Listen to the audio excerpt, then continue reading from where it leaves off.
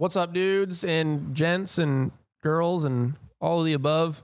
Today's podcast is awesome. Our episode is with Thomas Ingersoll. He is a commercial-based photographer here in the Phoenix metropolitan area. Just kidding, kind of Arizona. He's really awesome, really talented dude. We had a really great conversation, honestly, in our podcast that we just got wrapped up with. So I hope you guys enjoy this. He's worked with some crazy people like Home Depot, H&M, Monster, RedBull, Arizona Coyotes, the casino here in Arizona, which is, I can't remember off the top of my head, is Gila River. Thank you. You've probably seen most of his work on billboards out here if you're Phoenix based and on commercials and whatnot. But dude, yeah, he's got a production company called Lightbox. He works with Block Studios. God damn, son of a fuck. I got a goldfish stuck in my throat there. Anyway, he works at Block Studios. He does teaching. He does classes there. So, you know, if you want to learn about lighting or the fundamentals of photography, definitely go see him and his team with Matt there that also owns Block Studios and teams up with them for Lightbox. Yeah, he's awesome. Check out the website. We'll link the descriptions and everything below, but enjoy this website. I mean, not the website, this episode.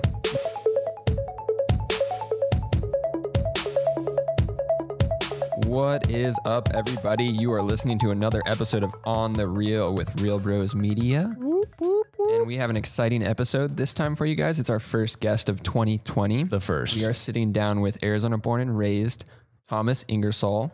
He's a commercial photographer, production company owner, and I would like to say teacher. Lighting savant slash teacher. Teacher. So welcome. Yeah, welcome. thanks for having me, guys. I appreciate it. How's it going? Yeah. Good, man. How you guys doing? We're doing well. Doing good. Staying busy. Yeah. Trying to. That's why we keep this podcast is like all over the place. We're trying to schedule it to like every Tuesday or whatever. And it's like, Dude, it's so hard to do that. no, it is for sure. Yeah. No, Yeah. for sure. Oh my gosh. So it's awesome to have another person hailing from Phoenix, Arizona on the podcast. Yeah, for sure. In the creative space and also working at the level that you're working at. Give us a little Spark Notes version of who you are and kind of what you do. What's your niche in the photography world? Yeah, so focus on commercial photography here in the Valley, which honestly it's kind of like a big umbrella term. You know, I think when you say commercial photography, it's anything that you're utilizing to photograph with companies. I focus trying more on like portraits and sports. But again, it's one of those things where headshots and product stuff, it just varies Right. widely. So how'd you get into it? You said you did motocross for a long time and then you just kind of grabbed the camera and went out with your buddies. Tell us about how you kind of got into that stuff. Yeah, for sure. So, I raced motocross. I had a bike since I was like 6 years old. Kind of started, coming to entering college and had no idea what the hell I wanted to do with my life. Started taking like my dad's old film camera out to the racetrack and was taking a bunch of shit ass photos, not knowing how to properly expose and shutter we've speeds. all been there. Oh yeah. Just, Go it through the sucks. grind. Yeah. And it sucks too when you have like film and you're trying to learn how to take photos of motocross because you have no idea what they're looking like until you go get them developed. I just like, well, screw it. I'll just take a couple photography classes at GCC. So I started there and just kind of fell in love with it and stuck with it. And then it's like, well, I don't want to do anything else with my life. Right. So, Yeah. No, yeah. do what you love. Yeah. That's sick. So then after the school, you just jump straight into kind of doing your own thing, or is it kind of just branding yourself? Yeah. So, I mean, I kind of probably took about 2 years to kind of just learn the craft and, still had I was a butcher over at Fry's. Oh, nice. So, did that. And then I started shooting weddings for a couple of years. It's kind of like the easiest barrier of entry for Sure. photography. You don't really have to have a really deep portfolio. Right. And, there's always weddings and stuff happening. So But that made you money to kind of continue your passion and kind of grow maybe your gear or whatever, or kind of invest in other stuff and then push yourself from there, right? Yeah, exactly. So I did that for a couple of years and then kind of entered the commercial space where I kind of always wanted to be. Nice. I was always fascinated with just action sports, what people do, portraits, stuff like that. And so, I just pursued that. So you fell in love with people the most, you think, over action sports, or what do you think? I mean, I'm split pretty down the middle with that. Yeah. I mean, I like just telling people stories. Sure. And I like sports, but I like athleticism more than I like sports. Like, I don't really watch sports games. I don't give a shit about teams. Yeah. I don't care about any of that. Same. Yeah. I watched the championship game, the Super Bowl, but other than that, I don't care how they got there. No, for sure. And I don't care about like the politics of players definitely. and teams and all that shit. Yeah. I like athleticism. Yeah. I like That's cool. how people perform and relate and how their bodies change through whatever their sport that they're playing. So Right. That's interesting. I've never heard that perspective. It's insightful. Yeah. No, it's like their own art form. Yeah, which is cool. It's kind of how you relate us being photographers and, kind of using our eyes for everything and then watching other players kind of master their craft. It's kind of their own artistry where they, they can just build themselves up to be these crazy athletes. 100%. Yeah. And then their bodies reflect that. Yeah, exactly. Or like their talents reflect that. Yeah. So it's kind of cool to see how the body will change depending on the sport. Yeah, definitely. So yeah. Yeah, it's gnarly. Super interesting. So what was your first gig that was your first big commercial job that you've kind of fell in love with? Because ours was Razor scooters doing that stuff. Yeah, so what was your kind of your first one? You're like, oh, this is awesome. I want to keep doing this. Mountainside Fitness. Oh, sick. So Okay. I did their campaign in 2017, I believe. It was like a 2-day project and we did all out, full campaign for them. 2 full days, 10-hour days. I think we delivered 150 images, which is nuts. Yeah, no, that's a lot. Yeah. So yeah, and that was kind of my first real commercial job. That's awesome. Yeah. How many models did you have? Were there a ton of different ones? Or? Yeah. It was one of those and not to say it too much, I guess, but there was kind of a cheaper budget, Sure. so they kind of really tried to get away with, having people come in and do model calls or casting calls for just people who attend the gym. That makes sense. That's interesting. And their instructors and stuff. So was it multiple of their locations or kind of off location kind of based? no, it was all on location. It was multiple. We did, I think 3 or 4 of their gyms. Oh, cool. Yeah. That's sick. So, and we kind of covered all aspects of the different classes they teach and on the floor, all that kind of stuff. So after that, did you get more jobs kind of requested to do more athletic people and in gym kind of situations, because I saw some of your work outside, I don't know, in downtown Phoenix. I guess where the museum is, where the concrete stuff, and you had the shafts of light. Oh, yeah. That looked gnarly. The Science Center. That place is awesome for shooting photos. But did you get more work like that after that kind of stuff or no? A little bit. I mean, again, Arizona is one of those markets where it's not like LA where you can start to really drive into one small particular niche. Right. And so, yeah, I mean, honestly, it's one of those things here, especially when pitching to ad agencies, they're like, okay, cool. You can shoot some gym stuff, but we need portraits for casinos, or we need, this person by a pool. Right. So it's you can't really get enough work to just shoot gyms. Yeah, that makes sense. So yeah, I mean, some people were like, oh, this is nice, but what else you got? Right. Yeah. Do you pitch to agencies often? Yeah. I mean, that's primarily what I do. It's all that. So, okay. So that's mainly what you do is just pitch to all of them. And what do they offer you work? Do they say, hey, we've got this job, or you just keep flooding them with kind of what you, how does that work with them? I mean, it's kind of a nuanced thing. It's, for me, I don't really try to go direct to business just because it's kind of a hard pathway to find what companies have internal marketing, which ones outsource for ad agencies. Right. So for me, it's easier just to go direct to the source, which is ad agencies. And from there, it's really just building relationships. Sure. Everything I do is relationship based. I don't care about, obviously I like to make money and I like this career, but I want livelihood. Yeah, for sure. But I want to make sure that I'm building good relationships for the long term. And for me, that's also shown that that's where you get the best results and the best money too, because you get reoccurring clients. Yeah, sure. So honestly, I'll just go to ad agencies, I'll buy them lunch, whatever it is, donuts. I'll come in, give them merch, t-shirts, stuff like that. That's how you do it. Yeah, it's an exchange of time, right? Because when you go to places and you're asking them of their time, you're taking something from them. Yeah, no doubt. So every time I take something, I try and give something in return. I think it's that that reciprocal exchange of goods, whether it's time, monetary value, whatever it is. And then, just obviously trying to show my work and show what I do and see how we can be a best fit. But sometimes that's years down the road. Yeah. Everything I do is I'm expecting 5 years out. Wow. I'll go to an ad agency and be like, well, I'll probably work with them in a couple of years. Really? Yeah. I have never thought it like that. I'm always like, tomorrow, what's the next? How do we get to them?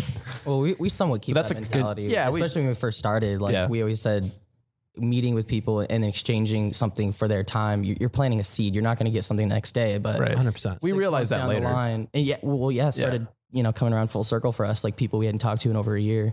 finally came around, and now we're nonstop doing projects. So yeah. And it's like, I don't know if you guys know Simon Sinek. He had like a TED talk. Talks a lot about why. Start with your why. He has this little phrase that he says, that's like, how long does it take to fall in love? Build a relationship. You don't know. So, but it takes a starting point. Right. And so you have to use that as, well, hopefully in a couple of years, when I show that I have trustworthy and I've built a good relationship with this person, I'm worth investing into. Right. And so I do that with local ad agencies here. And then also I travel around the country to different ad agencies to meet with different art directors to do the same. Yeah. That's awesome. Yeah, we just had a client reach out to us that literally told us he'd been following us for like 2 years. 2 years. Yeah. Watching our progression, and it's time to pull the trigger. Everything correlated. 100%. But we've never met him before. So like the relationship base kind of, I guess is, well, we push a lot of stuff off of our social media to kind of show our personalities and stuff. So I think people relate to us on that. We try to do that. That's the whole point of doing the podcast and stuff. It's like, we're not just people who move cameras or, press buttons or stuff like that. We are people. We want to have fun, and we want to look like we enjoy what we do. Of course. Yeah. This is miserable. Yeah. We don't want to make it look miserable, obviously. I hate this. Well, no, for sure. That's cool. That's cool. A look into it. That's awesome. Like, for you guys, it's just, obviously anytime that you can show your presence online too, that's a type of relationship, right? I agree. It's like your presence is out there, and if someone can connect onto that and then latch on for a certain amount of time, then they build trust, because it shows that, hey, over this amount of time, I'm consistently doing work and making it better. Right. So people want to invest into that. Definitely. Yeah. Let's loop back, because I know I'm super interested in it, and a lot of people that listen are interested in that moment of transition that you had before into the Mountainside Fitness project. Because I know like a lot of people that do wedding photography and they want to get into like commercial work, more commercial work. It's a big step. That's a big step, and that's a big transition period. Can you maybe speak a little bit to what your experience was? Was that through an agency, or was it like is it one of those lucky moments where like you knew a friend who knew a friend, and then... Did you have a website at the time, maybe? Yeah. Was your website built at the time? Yeah. Oh, so, okay. That transition was, I think, difficult, just like for anyone else has realized when they try and go through that transition. It's ad agency people and companies don't give a shit about your wedding stuff. No. They look at that and be like, okay, you're not serious. No. And it's kind of vice versa, and you show brides, like no bride cares about your nicely lit studio photo. Some of them are like, oh, cool, that means he's a better photographer. But so I just separated my websites. I had 2 websites. I had a wedding website and I had a commercial website. And it took years. Like I would go to ad agencies, same thing, I'd show my work and try and do that whole thing. And they just would look at me and be like, cool. No. Oh, they would just say no? They would just be like, yeah, you're not like experienced. Like they could just tell. But again, savages, bro. Yeah. They're dealing with tens and hundreds of thousands of dollars for projects. Yeah, sure. They don't want to waste your time. No, for sure. Yeah, it just took years. It just took years of just doing that same thing. Like literally going to some of the same ad agencies for 4 years. It's been like, hey, just keep going. I'm back. Yeah. And then it's been like, okay. And his work's getting better.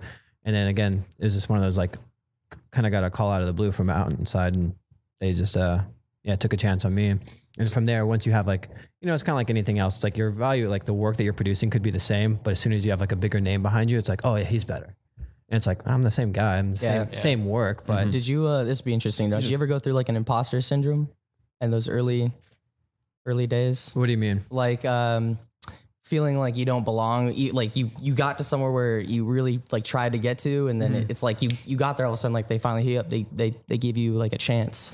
In that moment, did you feel like, holy shit, like how did I get here? Oh yeah, dude, I feel like that all the time. Yeah, because it's one of those, like I think any like artistic field, you kind of feel like you're too good, but also not good enough at the same time. Yeah, so I was like, yeah, I could do it. Like you look at other jobs, you're like, I could do that, and then also you look at your own work and you're like, I suck. Like so. Yeah, that's what I mean. Yeah, for sure. Yeah, no, that's definitely a personal thing that we've a lot of creatives go through, I think. Yeah, 100%. It's because it's hard because like you have to be confident in what you do, but also be willing to know that you have a lot of areas to grow. Right. Yeah. When you're doing photography, and you're going on set, and because we're looking at some of the BTS stuff that you guys do, I guess this goes into now that you're teaching for kind of this area. Is that what you focus on the most, you think? Is that what you love doing the most, is lighting? Or is that like a second nature type thing with photography? Because for me, when I like doing it, like I don't even touch the camera. I just light and see what we have and then start shooting. I think initially it was like the driving force, what kind of propelled me to want to get technically better. Right. But I think like anything else, you kind of hit a ceiling with that because you can realize, I mean, technical stuff is great and it can only get you so far. Though. Sure. You know, I think what a lot of people and a lot of good ad agencies and good campaigns run off of is good ideas and creative ideas. Mm-hmm. And from there, also, how do you direct that, right, to your talent, to your subjects? And then how does your audience respond to an image? Because your audience doesn't give a shit if it's like the sharpest image. Like, you know, it's like, oh, this was, you know, shot at f5.6 and has pro photo lighting. Like no one really cares about that. So if you have a really great lit scene, but like, you know, the emotion isn't there or whatever it is, the selling force isn't there, then no one cares. So I kind of like spent a lot of time really obsessing over lighting. And then once I realized, yeah, I can still get better, but I'm going to take a step back and really learn on how to direct people, how to get subjects to open up who either, you know, are paid models or are not.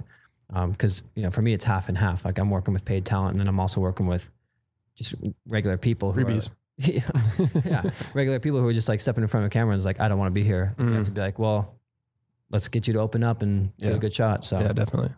Is that something you work on too? Oh, you can go ahead, Alex. What's your process look like for working with models and like getting them to open up? Because I know a lot of like I struggle when I shoot portraiture work is to get that connection and get that quickly develop trust that you kind of need to have somebody open up in front of the camera for you. For sure. Like paid models or just like everyday subjects? I would say everyday subjects. Everyday Those are the hardest ones to get loose because they're not comfortable with it. The people 100%. That get paid are typically comfortable with it. Exactly. Yeah.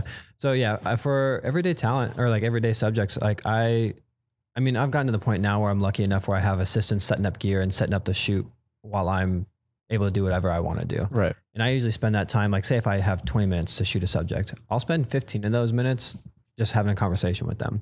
And I'll do my research about them to see like what their interests are and what, you know, what they like to maybe talk about so I can get to know them a little bit better. And I was like, oh, you like golden retrievers? Sick. Like I have a golden retriever, you know, like, and then we'll just talk about golden retrievers or whatever it is. Yeah. That's smart. Or even if it's like sports, like I don't care much about sports or whatever it is I don't care about, I'll research it. And so I can have enough of a conversation where they can see like, hey, I'm connecting with them. Because at the end of the day, like that's all anyone cares about. Yeah, no doubt. You know, because they don't want to be there, and you know that, and you're like, hey, listen. And it's also, I think, just being a human with someone like, dude, I get it. You don't want to be here. Yeah, I'll get you out as soon as you possibly can.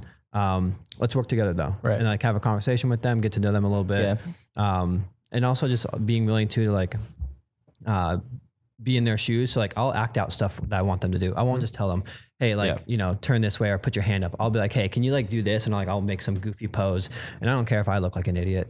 Like I don't give a shit, but they can see that then and be like, okay. And so they're willing to like do what you do. Have you developed like, oh Jesus, I just stuttered. Have you like developed into liking directing more? It sounds like you enjoy directing a lot, right? 100%, man. Yeah. And I've been doing a little bit more video and stuff as well. Nice. Being more the director side. Yeah. Cause I'm not picking up a camera like video. It's a whole nother. It's a whole nother level of fuckery, honestly. No, for sure. Yeah. And I respect the professions of people who do that. But yeah, I love directing. I love being able to put together ideas and how they come across and how they translate, and also making sure that the subject's aware of that as well. Directing is not easy because you can definitely, if you're not a good director, you'll see the performance in the person drop. Oh, 100%. You know, and then when you're good at it, you'll see them shine, and that's what you want. Because in a photo specifically, you'll see exactly that. If they're not wanting to be there, and whatever, you'll see that in the image. Even if they're smiling, you'll see it. Yeah. You know, and we've gone through that so many times. Like, oh, this person looks like an idiot. It's a good photo, but they look like an idiot because they weren't into it. You know, whatever like that. Or their body language just speaks to that. No, for sure. Yeah. So I think the directing also plays a role in. You're a big proponent of teaching, and it shows in your BTS and your blog and how you demonstrate technique, and you run classes. I know out of Block Studios and stuff like that. So at what point in your career did you kind of shift a little bit to do more or find out that you like to teach people? I mean, it was one of those things where I started to gain a lot of information from other people really early on. And it was so helpful to me. And I know that I would never be where I'm at without people helping me. And I was like, I got to like pay that forward to other people because, you know, this industry, it's hard. Like, and everyone kind of has reservations with their information and they keep everything reserved. And you're like, well, that's fine. You know, everyone to each their own, however they want to play the game. But for me, the industry is also better when everyone knows the same standard to operate from, right? Because then if I can teach people how to, you know, create a sustainable living and how to execute good work, then when clients come to them, they're getting good work and they're also charging what they should be charging. And I'd rather lose a job to my competitor who's charging, $14,000 for a $14,000 project than I'm trying to bid a $14,000 and my competitor's charging $1,400. Right. Like that sucks when you lose that and you're oh my God, this client did not just do that. Oh, dude, all the time. Yeah. Sucks. So for me, it's like, it's a win-win either way. Like either A, it creates a better community, right? And then everyone's a little bit more open. And that way too, like whenever I have like jobs I can't do, I send them over to my friends. Nice. Right? Because I'm like, hey, I can't do this job. I trust you. I know you can do the good stuff. I know you're going to charge what it's appropriate. Right. And I think that's what the industry is about. So I've always been That's awesome. Admired people who give information. And obviously like, I'm not saying like give 100% of everything Right. you do, your whole recipe. No. It's good tips. Exactly. You know? Yeah. And have you, doing this process of like learning and or teaching, have you learned more as a photographer from doing that? Oh, 100%, man. It's like, cause I think a lot of things you do are like second nature. Like you start to do things and you just do them and then you're like, you don't even know why you do them anymore. So whenever you're trying to articulate something to someone, you're like, well, fuck, I don't know why I do this. Yeah. All right, hold on. And then you gotta like think about it and then you gotta try and like explain it to yourself to then explain it to other people. Right. And then also like different people learn differently. And as a teacher, you have to learn, okay, how I'm communicating to this person, they're not responding, they're not receiving that information. So how can I tell it in a different way, which then makes you think about that same process a little bit differently. So that definitely helps me, especially like lighting and stuff like that. Cause it's like lighting's such a subjective thing too. It's like what's good and what's bad. Right. Like I like harsh light or I like soft light, but it's like, how do you articulate like why it shapes someone's face a little bit nicer or why you want a little bit more specularity, stuff like that. So that's smart. Yeah. It's turned into a psychology session. Yeah, but no, he's got but it's like good. It's great insight for people listening. I mean, that's if you're not there doing it, like Take a step back Yeah, exactly. and figure out what you're doing as as an artist and then kind of go into it, right? 100%. Yeah. And it builds out the baseline for people to then develop their own like creative touch on the end of it. That's where the secret sauce is. Don't just go in. Exactly. Yeah. 100%. That extra like 5% at the end. It's your little like. Yeah, that's like my special. Yeah, it's like everything should be like an industry standard, right? Like how everything operates. And like, like harsh light is always gonna be harsh light. And like 45, like butterfly lighting, all that stuff's gonna always be the same. Now, how I go about that's gonna be my own little specialty. But I can still teach you how to do like a loop lighting, butterfly, Rembrandt. I can teach you how to do that stuff so you know how to do it. And I can teach you how to charge for usage. Now, what I specifically charge for usage might be a little bit different. But, at the end of the day, like you should know how to break down your invoices and stuff and how to charge clients. Right. Definitely. That's always the hardest thing to do. I feel like when you're starting out, is figuring out what your value is.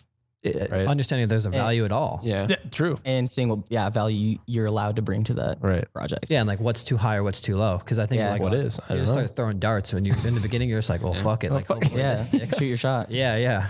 Yeah, no doubt. It's so difficult doing that because we do that all the time. Now it's totally different.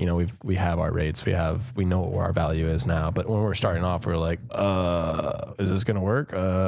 It's treading water and hoping to float. Like, For sure. I don't think it's gonna do it. And it'll change over time too. Yeah. I mean, imagine like the caliber of clients that in 10 years that you hope to obtain, like those licensing or, rates are going to be Gnarly different with those clients. Sure. So it's always a learning process. And That's awesome. There's always something new every day, which is why I think I enjoy it so much. Yeah, it keeps your brain moving. Creative industry. You're not stagnant usually. So let's loop back to your love of athleticism, because on your website you have control and vibrations, these sets of portraiture that are almost in motion, and you have some like kickboxers fighting and some like a cello player and stuff like this, but they're almost these dreamy looks because there's a lot of motion blur, but there's also a lot of sharp image where you can make out the subject. And it's a super, super awesome technique that like when I first saw you posting them, I was like, oh man, those are wonderful. So how did that style kind of develop for you? I've loved photography so much since I started like obsessing about it and looking at it and like looking through magazines and f-stoppers and stuff like that. And so I started to take just different parts of different industries and started to put them together like a Frankenstein kind of way. I always loved like portraiture that had like motion blur and stuff to it. And I was like, well, what if we start applying this to, sports? Or what if we start applying this to like non-traditional portraits of people actually doing something like, playing a violin or an upright bass. So yeah, it kind of just was like this Frankenstein of pulling different techniques I've seen in different areas of photography and trying to put them into like my own. Which again, like, you know, for me was trying to develop my own voice that way. You know, like there's so many photographers and so many good photographs these days. Like, I mean, to be frank, like, there's so many good photographers, like, and it's insane. Yeah. So trying to stand out, I think, is definitely more difficult these days. So for me, that was just like, well, I don't like copying people. Like, I hate that idea of unoriginality. That'll sink you. Yeah. And it's like, I mean, at the same time, like, obviously nothing is 100% original, but if I take like this technique that was normally done for like dramatic portraiture and I apply it to sports, it's a little bit unique then to me. So yeah, no doubt. Like, I mean, when you go, you had to, you know, you do a blog on your website too sometimes, right? You write about your experiences going out and I'm doing stuff. Yeah. I don't know if this one was one, but where you went out and camped or something or like that, and you kind of just took photos. Do you hang out and take photos there, or do you like take a North Face backpack and you try to create images you think they would like? Is that something that you do, or is that not at all? No. I mean, I've kind of become like obsessive about just having a camera on me at all times. Right. And so anytime I travel, I do anything, I always have a camera, and I never try, like if I'm doing like just going camping and having fun for my own, I never try and stage stuff. It takes away from what I like, why I'm there. Right. And so, I mean, obviously like every now and then I'm like, if my girlfriend's with me and, you know, we have our dog, I'm like, hey, just walk down that pathway. And so, you know, so I'll try and stage a quick thing, but the intent is to never go over there and do that. Yeah. But at the same time, like the older I get, like I'm trying to step away from that more, like even bringing a camera when I go do things. Cause it's like, it's become such like distracting. In a way. It's almost like my, you know, hobby is becoming, you know, my profession, and now my profession is taken away from my hobby. Yeah, that makes sense. So interesting. Huh. Some moments you just kind of want to leave for yourself. Yeah, 100%. Like yeah. It's like because you start to obsess over like, you know, anytime you take a camera out, it's like you want to get the best image or video that you possibly can. Like you don't want to do subpar work. So then if you're out there and like, then all of a sudden you're out there for yourself or for your family, and all of a sudden now you're taken away by, hold on, give me 30 more minutes to get this best shot. And it's like, well, that's not why we're here. And it takes away from that moment as well. Has your editing style, we've been talking a lot about like the, you know, production side, but the post-production side, it's obvious that you're an amazing editor as well. Has that evolved over the years, or has it remained somewhat consistent on how you edit and how you know, evolve the process? Yeah. It's definitely changed. It's actually been stripped back over the years. Like I would always do too much. Like I'd start to make it look too fake. Yeah. And I think that was also kind of on trend with the times of like, you know, 5 or 6 years ago, everything was a little bit more highly polished and like overly photoshopped, especially like skin tones and like extra little techniques of like sun flares and all that stuff. Yeah. And I think that as we kind of move forward, I think photography and video, like they kind of seem to be a little bit more natural. Yeah. I think audiences like a little bit more natural. So I've stripped back as well.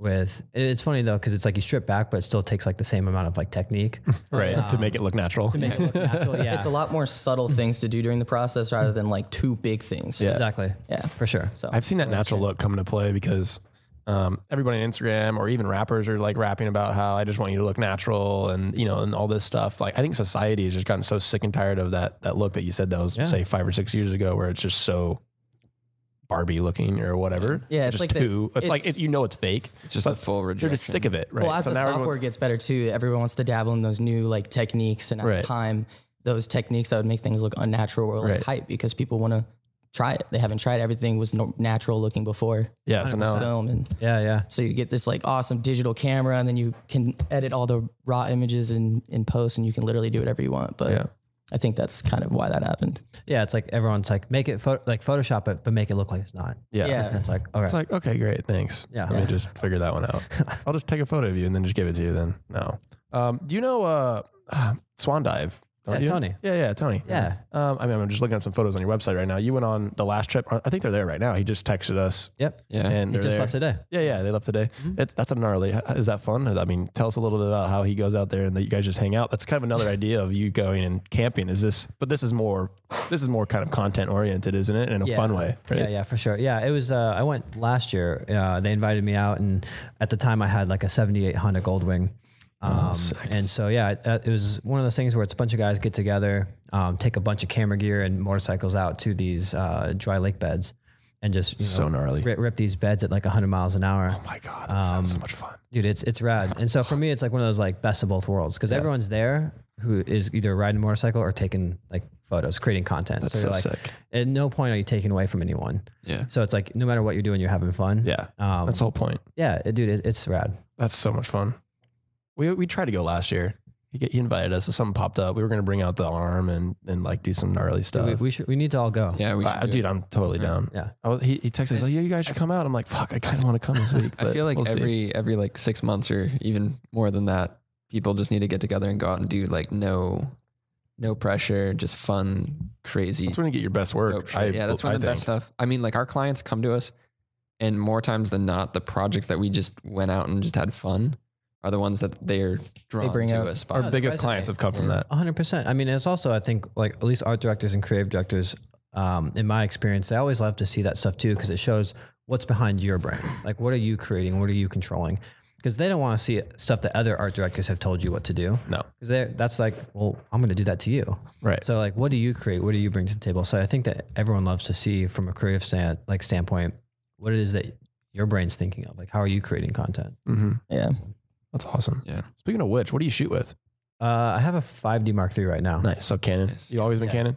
Always. Yeah, you pick one and you stick with it. I was Canon always. I was Nikon. I just for me, it's the colors. Like, I mean, their technology is starting to get dated, and it seems hopefully like for 2020 they're releasing, I think like two or three new cameras, which I'm hoping are good. Yeah. So because they've definitely fallen behind a little bit on everything else, like megapixels and just kind of current technology. But dude, for me, their tones are just unbeatable. Yeah, no doubt.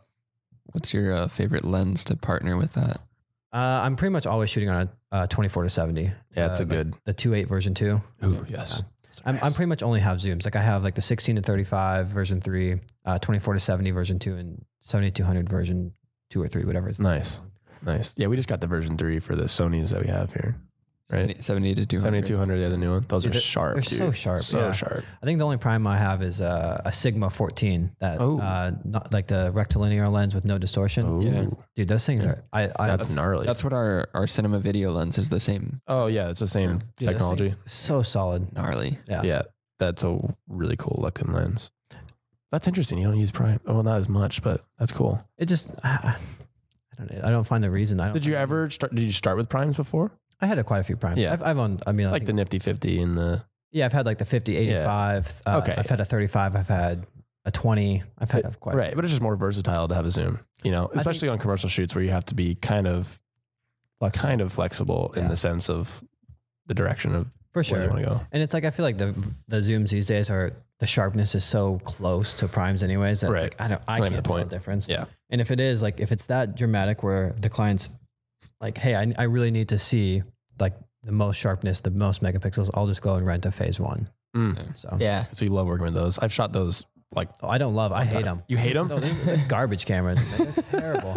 Dude, it's like it's like trying to use a potato, man. It's like the focus is so trash, and it's like if someone, if you don't have like the most like ambient light possible, it's just not gonna be hard. Focus. Yeah, interesting. But I mean, obviously the images, like the end results is what the camera's made for. What's it's phase 1 and what's the other one? Is it Hasselblad? Yeah. Have you worked with those or no? Well, actually, like now, it's some of like Fujifilm and them. They're getting the format mirrorless, which are pretty interesting. Yep. Have you shot with the Hasselblad at all? I haven't. No, I haven't shot with any Hasselblads. I've shot with the Fuji, which those are pretty nice. Yeah, that's sweet. Yeah, those are. Some of those new medium format Fujis are looking really, really good. I actually might try and get one. Oh, got a cop one. Well, I mean, they're more affordable now. The accessibility of a medium format digital sensor now is like nuts. That's insane. For sure. Because it used to be only like the big backpack cameras. Yeah, I mean, dude, that phase 1's like, and they're $100 and something thousand dollars. So big, yeah, and it's for a full kit. For a full kit, with lenses and stuff. But those are gnarly. Those are crazy. Let's talk about one of your humanitarian projects. Yeah, Going to Hoops 2.0. 2.0? Is that right? It is 2.0? 2.0, like H2O? H2O? Yeah. Oh, there you go. There's a creative mindset to that. Tell us about that. You said you had a story earlier. Like, what is this all about? What is it? Let us know. Yeah. So Hoops Duo is a organization. It's actually a branch off of Waterboys, which if any of you guys watch NFL, the Chris Long, the guy who just retired. Oh yeah. He played for like the Eagles, I think the Patriots. He's won a couple Super Bowls. He started this organization called Waterboys where they go over to Tanzania and they dig water wells for these different tribes. Because a lot of these guys, I mean, they're walking up to 10 miles one way to go get water because it's just contaminated water. Sure. Either through animals or through high fluoride. Like they've got too much concentration of fluoride in their water. Interesting. So I went over there, I think with a couple of buddies in like 2015 to go hike Kilimanjaro, and then just kind of saw how much water was an issue over there. And so he started this organization. And then Hoops 2.0 is the basketball version. Right. So it's all related to Water Boys. Yeah, so we go over there with athletes. Obviously with Water Boys, we're going over there with NFL guys, and with Hoops 2.0 with basketball guys. And so yeah, the Hoops 2.0 project, I went over there in July last year with Malcolm Brogdon, Joe Harris, and Justin Anderson. And yeah, we spent a few days just out in the middle of Tanzania, like right in the middle of Serengeti, like staying in tents.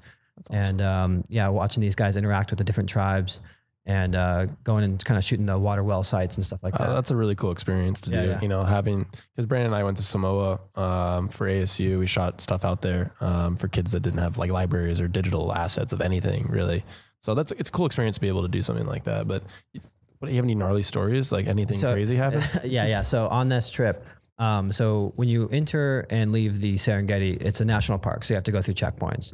And so when you're at these checkpoints, you kind of have to wait around for a minute for them to process the information and stuff. So we're at this checkpoint, we're eating lunch, and there's a bunch of baboons kind of running around. And baboons they're pretty big, man. Like they're probably 2-3 feet tall. Oh my gosh. And baboons they're beefy, right? Dude, they're super jacked. Oh, they're strong. They're super strong, man. And they're one of the more aggressive species of monkeys. They're super aggressive. Yeah, great. And they're like 3 times the muscle density. I don't know why I know that, but I think monkeys are like, it's Brandon with the facts like today. What it's something crazy with the monkey like facts? Yeah, dude. And so we're waiting for this stuff to process, and we're eating our lunch, and they're kind of like running up, and they want your food, and it's like okay, so like you kind of like throw them some. So they know they want your food. Oh yeah, they're like, cause they're there, and like it's do a this every checkpoint. day, man. Yeah, they do 100%. You go to the first checkpoint, and then you got to the monkey checkpoint. We're like, hey, whoa, No, give me your food. Hey, It's hand it over. It's like being on the beach and the seagulls are like Same just thing. chilling. No, 100%, except for their monkeys. Except for the monkeys. Yeah. And they can fuck you up. Oh, they can kill you. Yeah. So we're waiting, and me and the marketing director are sitting in the car, and there's a bunch of them starting to come up. So she closes the door, and we're kind of reviewing some images of the day, and we're kind of looking down at the computer. All of a sudden, someone left apparently the passenger door open in the front seat, and we're in the back seat. And we're looking down. All of a sudden, dude, I look up and there's a fucking baboon, literally like 6 inches from my face, staring at you, dude. Staring at me In the car. In the car. Oh shit! Staring at me, and I was like, oh my god, this is it. This is it. This is how I die. Yeah, it was like the fight or flight thing, and I was like, yep, I'm a bitch. Like, in that moment, he knew he fucked up. oh yeah. I like look over. I was like, and she didn't even notice. Nicole, I was like, hey, there's a baboon in the car, and she's like, what? And I was like, just look up, and she screams. Oh, and no. And she's door side, so she got out super quick, and I'm still there. So I threw the laptop at the monkey, and I just. Did you really? Oh yeah. I was like, dude, I jetted, and then he just like ravaged the car for some food and took off. Wow. So God, that's scary. He knew. That's scary. He probably wasn't even going to attack. He was probably just waiting for you guys to leave. And he's like, okay, they're gone. I can look at the car 100%. now. Where the hell is it? Takes off with the car. Where's the freaking cookies? That's awesome. That's all crazy. Dude, that's nuts. Just staring one of those down. Dude, yeah. And They have gnarly eyes, like scary looking, like. dude, yeah, there's some photos in there somewhere, but yeah, they got some big fangs and like, I mean, they're big, man. They're big dudes. Man, That's fucking scary, dude. yeah. So what's your?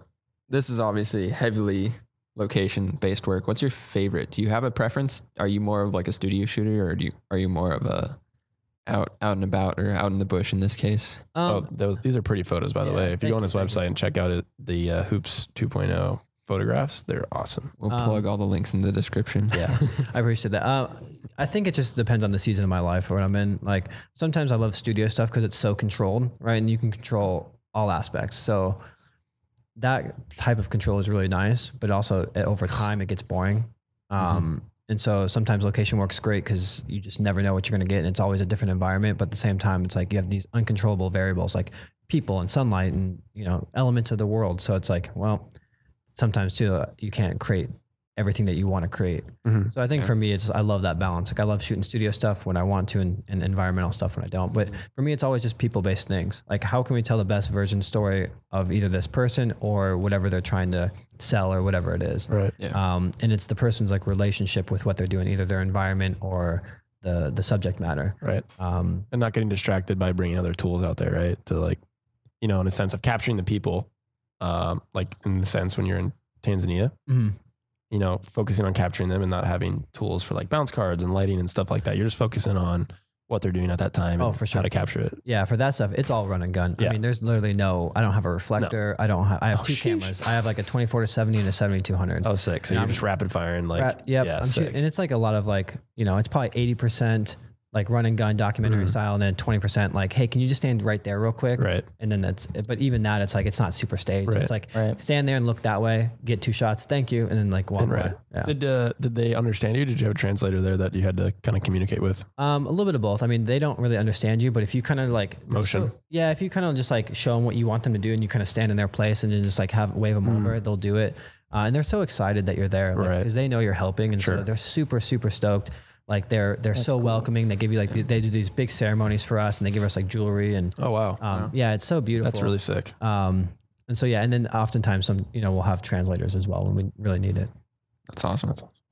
Do you have any, we're strong proponents of passion projects, which we kind of touched on a little earlier, but do you have any passion projects that you're looking to start or kick off here coming up or? I mean, we have, I don't know about startup, but we kind of just started through Block doing this, being a part of the community project where just finding different ways that we can help people with our creative tools. And for us, it was like the first one we did was we created a day where we partnered with St. Joseph the Worker. And they have this thing called Fast Track where they provide a bunch of, I think it's like 10 to 15 guys who are homeless, who are trying to get back up on their feet. They provide them with suits and a resume, and they teach them kind of, how to apply for a job. And so we partnered with them and provided them with headshots.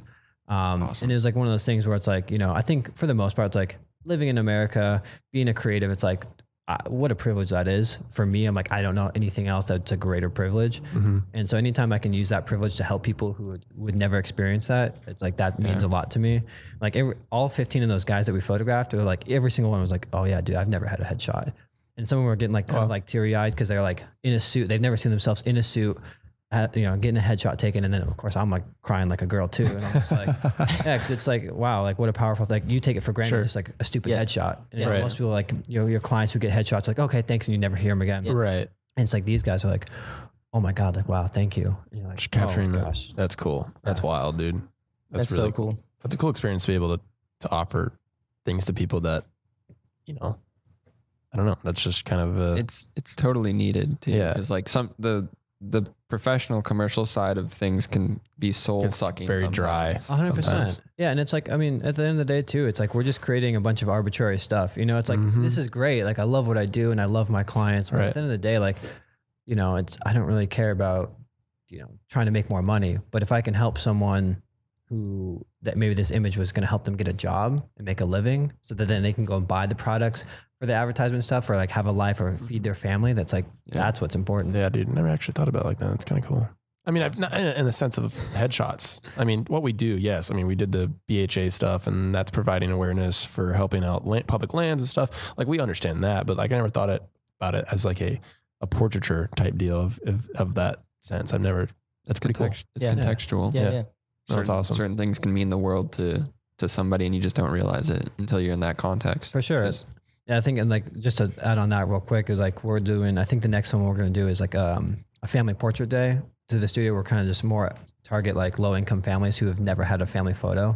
It's like, it's like one of those things where it's like, you don't really take that stuff, you take it for granted. Like you don't think that no one has had a family photo. And then it's like, you see some of these people like when they get a family photo, they're like, wow, my gosh, like I've never, like I love my family so much. I've never had a photo of them. And again, I'm like crying like a little girl. No, that's like, gnarly. Oh, God, no. Because family photos, well, I mean, when I was doing them, the studios down the street, they're super expensive. I mean, my mom was telling me recently how much she used to spend on photos. I was like, holy crap. For sure. And you don't care. Like most people don't care about family. It's like and especially most photographers who shoot them. And I was like, I don't really care about family photos. Yeah. And especially in the commercial space. Like if you're shooting family photos, you're like, definitely looked down upon. But at the same time, like when you're trying to find like an area for people who have never had it, it's like, I'll do that all day. Yeah. That's super sick, dude. Super sweet. Well, I guess we go into like, we've gone to the humanitarian and how you love shooting people. This is also people, but on the very commercial side of it. So let's talk about the Gila Bend. Gila River. Jesus, Mary and Josephine. Not the small. Yeah, not that one. My bad. No. Yeah. So this is the casino work Yeah.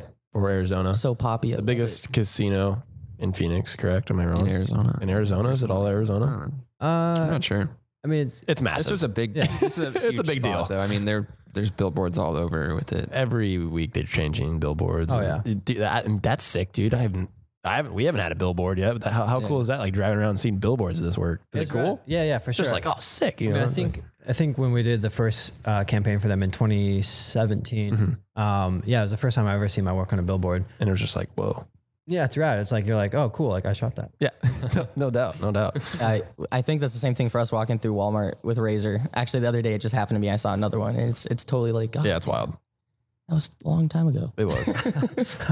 So let's break down, I guess, because this is the 2019 campaign. So the two in this are 2017 and 2018. Oh, okay. Okay.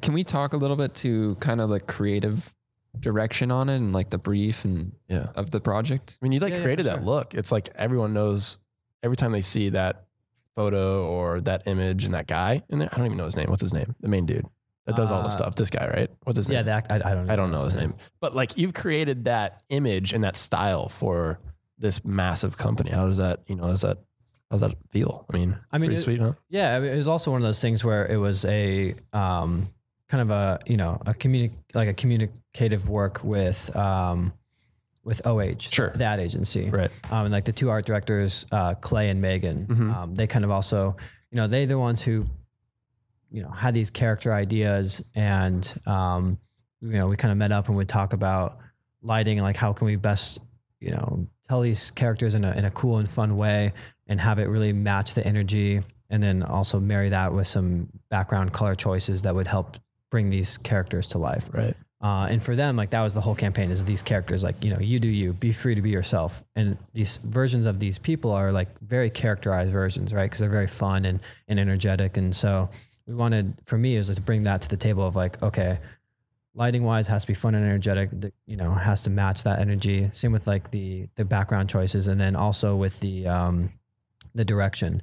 And then in this gallery as well is the 2018 one, which we have like there's the more gelled look ones. Oh, where's So, that? like, all the verticals. all the verticals. Yeah, okay. all the verticals. Those ones are the 2018s. So those ones, they wanted to get a little bit more moody, but still have kind of like that fun and energy to it. So we kind of did this complementary color scheme where we had whatever the color paper was, we'd have like a complementary color as the gel. Nice. To kind of bring these characters again to life. And yeah, it was a really fun project. No doubt, dude. That's awesome. The thing that stands out most to me with a lot of your commercial side of the work is how you handle and manage the colors. 'Cause I know these ones are super vibrant and kind of like that poppy look, but I know a lot of your portraiture work, you have like this, the colors are extremely vibrant, but it's also still like neutral and natural looking. And it's a really great look. Good balance. It's a good balance.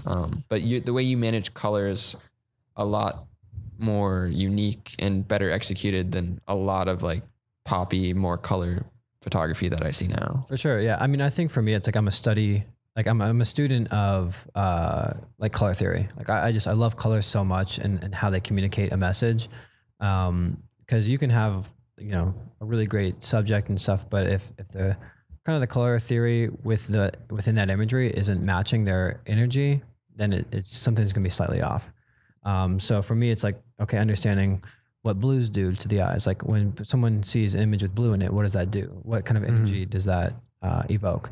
So, and then finding like, okay, should we try and partner that with other colors in this image? And if so, what does that do? Or should we leave this kind of more monochromatic?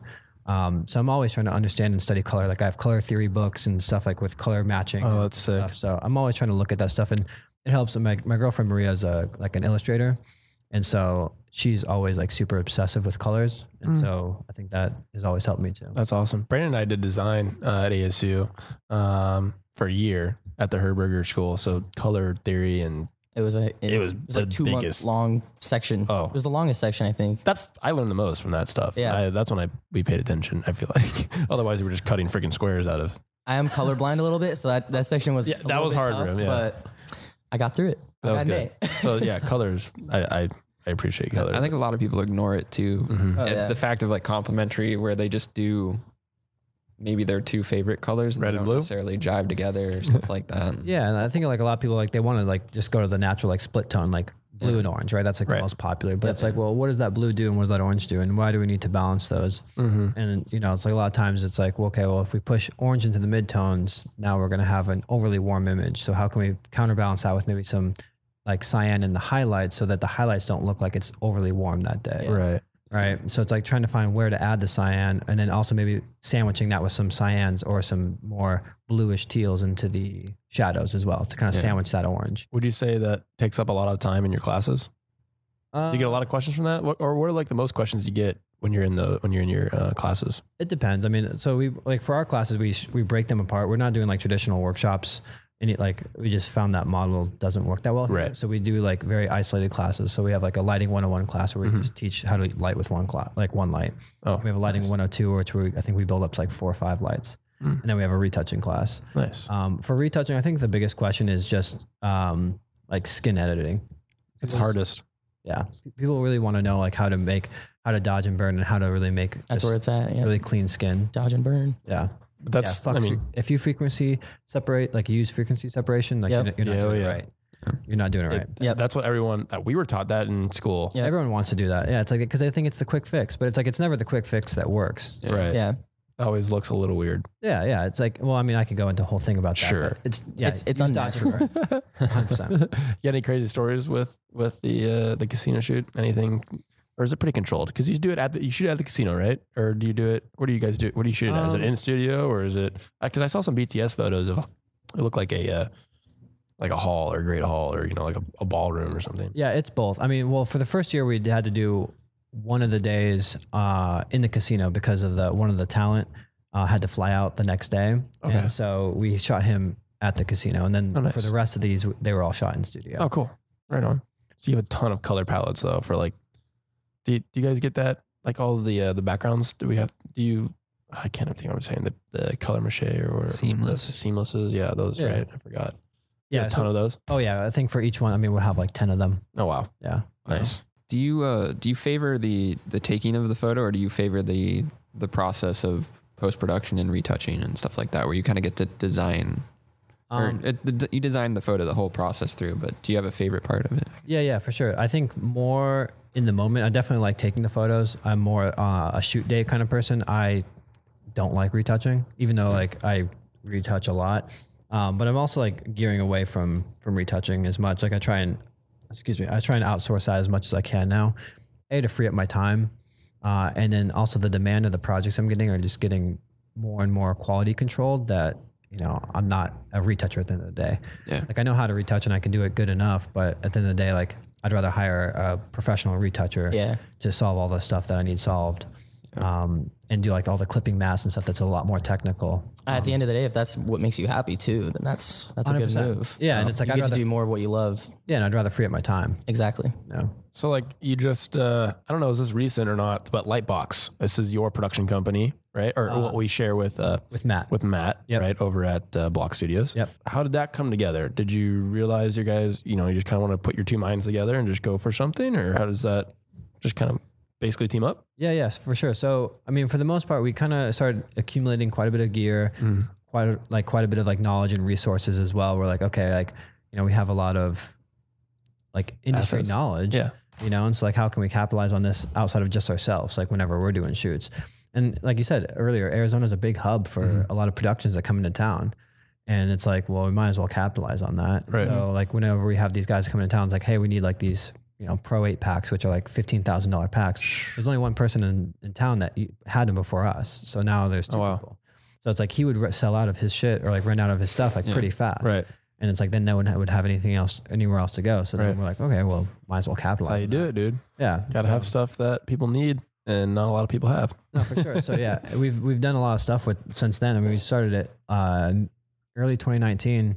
And just, we do a lot of like mostly stills based stuff. We don't have a whole lot of video knowledge, but anything that can be applicable for stills and video we do. Obviously like location scouting, crewing, budget management, obviously equipment rentals and stuff like that. Right. So. Dude, that's legit. That's what we did. Put our minds together and go for it. That's awesome. Yeah, for sure. It's the way we're, to go. We're big team oriented. Well, you can't do anything by yourself, No, like at all. no. I mean, that's why I think they need to teach more teamwork in school. I feel like more projects that are oriented around groups of people. Dude, 100%. I mean, everything's community. Yeah. Like everything you do in your life is community. And so, yeah, I think that anytime that you can learn how a community works and what real leadership works, like how that works as well, is so beneficial to our industry. Because the people who always try and like do it themselves and always hold their information and hold everything to themselves, like they never usually get that far. No. And if they do, they usually take advantage of people along that way. And then it usually burns their bridges over time. Yeah, no doubt. So yeah. And I think also with like, same with like leadership, it's like, I think people have like a misconception of what leadership is. Like leadership is always putting yourself last and your people first, always. And so like, you know, for our crew, you know, we work with a lot of the same guys, like my 2 assistants and Matt. It's like, we hear each other out. We have meetings all the time about, okay, like, you know, sometimes, you know, I'll beat, like on shoot days, I'll beat them up a little bit. Sure. I'm like, hey, this needs to get done. Like now, like hurry up, let's get this done. You know, at the end of every shoot, I'm like, okay, hey, like, how'd you guys feel? Like, what do you think I could have done better to prepare you guys or whatever it is? Right. You know, cause I think that that's how people grow. 100%. That's how your team moves forward. 100%. And yeah, because if your team's not moving forward, you're not. Nope. And then you're all stuck and you're all fucked. And then what are you going to do? That's it. It fails. But no, that's super awesome insight. That's awesome. That's awesome. Well, dude, we appreciate you having, you know, coming on the podcast, dude. You know, we kind of called you last minute-ish, but hit you on the DMs. But dude, this has been like a really awesome, I expected something awesome, but like you went beyond that and it's been sweet. So we appreciate you coming on. Yeah. Thanks for having me, guys. I really appreciate it. Yeah. Let's have you plug the social media website. Yeah, do all that. You really want. Yeah. So, you know, you can follow me on Instagram. It's at Thomas Ingersoll. Feel free to follow Lightbox, and then also Block Studio. Awesome. So smash them, dude. Smash them. All right, man. We'll talk to you later. Awesome. Thanks, guys. Yeah.